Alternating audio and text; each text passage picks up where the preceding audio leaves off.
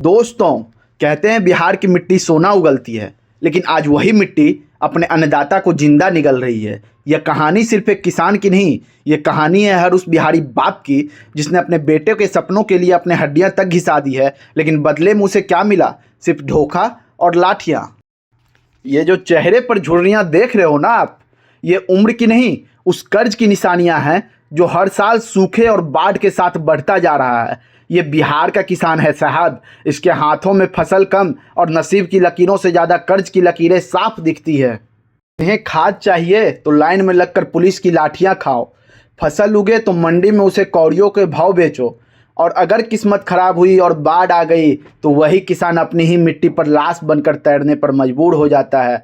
बिहार में खेती अब कोई रोजगार नहीं रह गई, ये एक मौत का कुआं बन गया है जहां किसान हर साल एक नई उम्मीद की छलांग लगाता है और बदले में मौत निकलता है। लेकिन दर्द यहाँ खत्म नहीं होता। इस किसान ने अपना आधा पेट काटकर अपने बेटे को पटना और दिल्ली भेजा था। सोचा था बेटा साहब बनेगा, अफसर बनेगा और बाप का पुराना कर्ज उतारेगा। उसने खेत गिरवी रख दिया ताकि बेटा कोचिंग की फीस भर सके।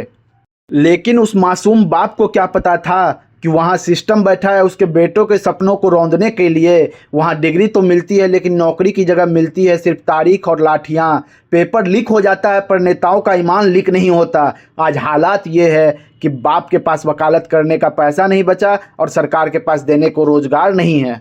और हमारे नेता वो तो बस चुनाव का मौसम में दिखते हैं, हेलीकॉप्टर से उतरते हैं, जात पात का पुराना जादू चलाते हैं और वादाओं की बोरी खोल कर चले जाते हैं। हम उन्हें मंत्री बनाते हैं अपना भविष्य सुधारने के लिए और उनका सिस्टम हमें भिखारी बनाकर छोड़ देता है। खेत उजड़ चुका है, बेटा बेरोजगार घर बैठा है और नेता अपनी अगली रैली की तैयारी में मस्त है। लेकिन सबसे बड़ा सवाल पता है क्या है? हमारा बिहार का मिडिल क्लास, वो आज भी खामोश है, वो आज भी तमाशा देख रहा है और शायद अगली बार फिर से उसी नेता को वोट देने की तैयारी कर रहा है जिसने उसका घर उजाड़ा था। कब तक हम चुप रहेंगे? कब तक बिहार ऐसे ही बिखरता रहेगा?